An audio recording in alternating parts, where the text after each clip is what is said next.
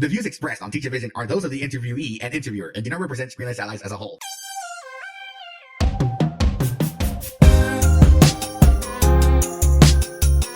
Hello there, and welcome to Teachavision, where everyone has a different vision of learning, episode number 30. My name is Jose Briseño, and today we're continuing with the interview with Miss Alyssa Minwell. And on this part, we're going to reminisce over old technology and how we got into the modern technology. Also, how we met, because we actually go way back. All that and more right here on Teachavision. But first, it's time for your Teachavision Tech Tip, where we make your technology life a little bit easier by giving you a hint or tip on how to use it. Whether it's computers, whether it's mobile devices, we have it all right here on the Teachavision Tech Tip on Teachavision by Screenless Allies. We discussed screen readers on the last Teachavision Tech Tip. Now we're going to discuss desktop screen readers that are built in to the desktop devices such as Macs, Windows computers, and Chromebooks. On Windows, the screen reader is called Narrator, and you activate it by pressing Control, Windows, and Enter. On a Mac, it's called VoiceOver, just like iOS, and you activate that by pressing either Command F5, or on some Mac models, if they don't have a function row of keys on the keyboard, you can press either Command Function 5, the number 5, or the Command key followed by triple pressing the Touch ID button on your Mac. On Chromebooks, the screen reader is called Chromevox. You activate this by pressing Control, Alt, and Z. Keep holding those down until you hear Chromevox start to speak, and then you can release those keys. Once you turn these screen readers on, you have full keyboard access to the majority of your native desktop. Of course, for accessibility on other applications apart from some of the basic ones that Windows offers, we recommend using a third-party screen reader. There are free and paid screen readers that you can use on the Windows system. We hope that this technology tip has been helpful to you, and now, on with the show.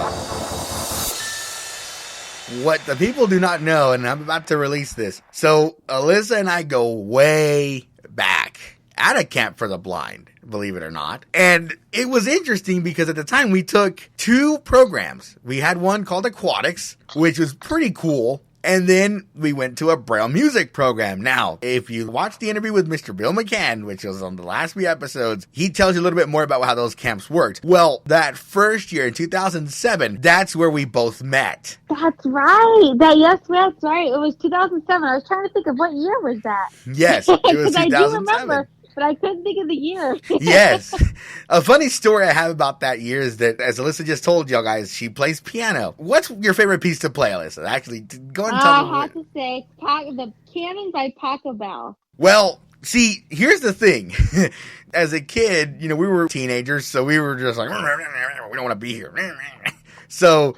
yeah. And I remember the first time, she showed it off and it was really good. She plays really good, guys. And I'm not saying that because she's on here. I'm saying that because I mean it. But I remember she played it a couple of more times, and I remember I came up to her as a joke. I guess I said it in a snarky way as a teenager. Now I think I was like, ooh, should have just laughed a little bit more. But I said, can't you play something else? Actually, hold on. Let me pull out my puberty voice, because that's actually at the time when I had it. I said, can't you play something better than Canon? You played that like 3 or 4 times. And I remember the only thing she said was, I'm sorry, but in this very sarcastic... I tried to be sarcastic back. Right. That was the first year we got to meet. I never got to see her ever since. And so when someone introduced us again, I remember that when she gave me her last name, I was just going, wait a minute. I know you. Yeah, I know who you are. And she remembered me. You didn't remember a lot of the stuff now that you were older, but you definitely remembered me from back in the day. Yes, after I told you, did. Pocket Bell Cannon.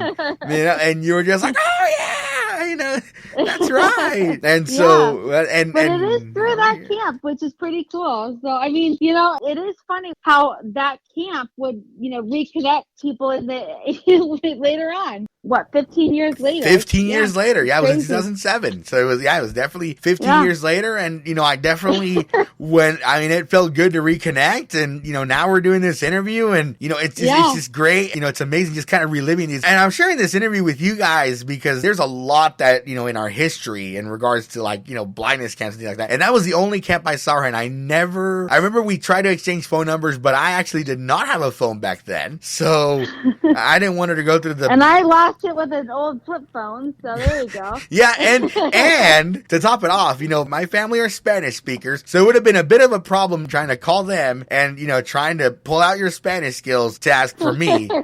And then long distance phone calls were pretty expensive back then, you guys. For the people that are in their early 20s, y'all remember, long distance phone calls was a thing back then. They were crazy, yes. It was definitely such a thing as that, yes.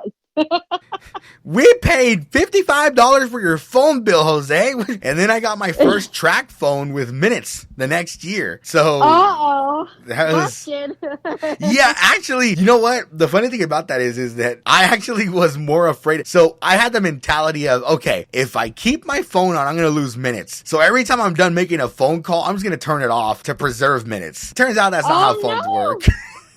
No, that's not how they work.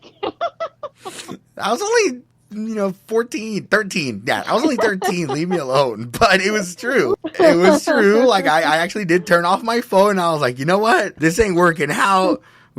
I'm just going to turn it off so I can save minutes. And it was great. I did not have a talking phone until I was a junior in high school. So 10 years ago was when I got my first talking cell phone. It was a Nokia E71 with a talk screen reader on it. Well, mine, I'll one better you on that one. I had a phone that had a little bit of talking. It was like I forget exactly what model it was, but it was like it was called the Lotus. If you ever heard of the Lotus, I don't remember who made it or what it was, but it was the only phone that had buttons and that talked. All the other phones had touchscreen, and I was afraid of touchscreen.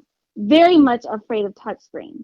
Even though it might have talked and all of that, I didn't want to have to think, with the touchscreen, you have to think about where something might be located. So I thought. And I remember when I was in high school, I guess it was my junior year of high school, my parents for Christmas got me an iPhone. And most teenagers would have been jumping up and down and parading an iPhone around. Well, I thought my parents got me the iPhone as punishment because I was that angry. Oh. I didn't know how to use it at the time. I had no idea of the gestures and things like that. And I was livid. I couldn't figure out how to use the thing or anything. And finally, I found a YouTube video and learned it. But, for a good couple months, I had a very big grudge with my parents on learning that. Now, the iPhone, I live and die with the thing. It's awesome. It's just great. But back then, though, and it's kind of the same way for me because my first iPhone was in 2013, but I was in that same situation as you, except that my parents did not give me an iPhone. What ended up happening was when I was getting my new Braille note, they were trying to get me to use an iPad back then. And I they were like, where this is going. Yeah. And so they brought a teacher from the school for the blind and they were like, all right, Jose, before you get an Apex, I want to show you an iPad. And I said, I've heard of the iPad. I don't know much about it. It's not accessible, blah, blah, blah. And I remember that when, she turned on voiceover and she's teaching me these gestures. And I'm over here going, no. Nope. I want a physical keyboard. I want a physical either Braille keyboard or keyboard or one of those two things. I refuse. Not because I was scared, but I refuse to touch any kind of touchscreen device in my life. Ever. Yeah. Not happening.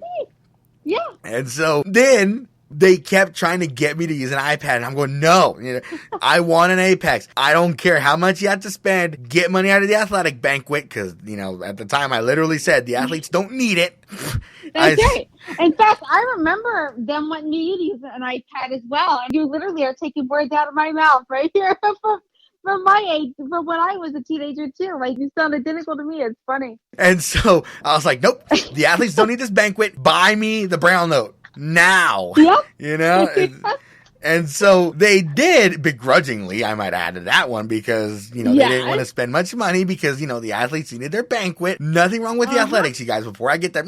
Hey, but you don't know what we go through, man. We exercise every day. Right? Yeah, man. But I mean, we are not athletic by no means. So I don't know what it feels like, but I finally got the Braille note and it was awesome. And then 2012 hit. And my brother got an iPod Touch. He borrowed it from a friend, actually, and he turned on voiceover by accident. And so I decided, you know what? If I'm going to go into this, I do want to tinker around with this and see how it works. So it got to the point where, long story short, I bought me an iPod Touch at the end of 2012.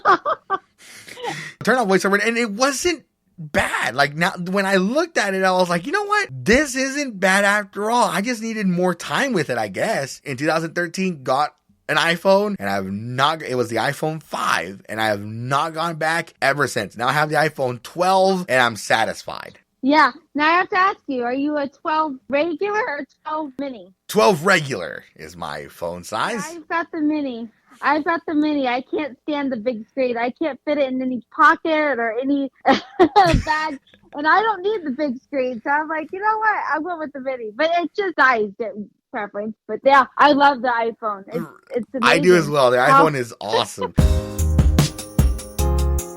Thank you for joining us for this edition of Teachavision by Screenless Allies. We'll see you on the next one. Meanwhile, you can check out our website at screenlessallies.com. SCREENLESSALLIES.com. Check out our Facebook, facebook.com/ScreenlessAlliesOfficial. And most importantly, please tell your friends about us. And if you have any suggestions or comments or questions, you can definitely email those to info@screenlessallies.com. We'll see you next time, and thank you for listening.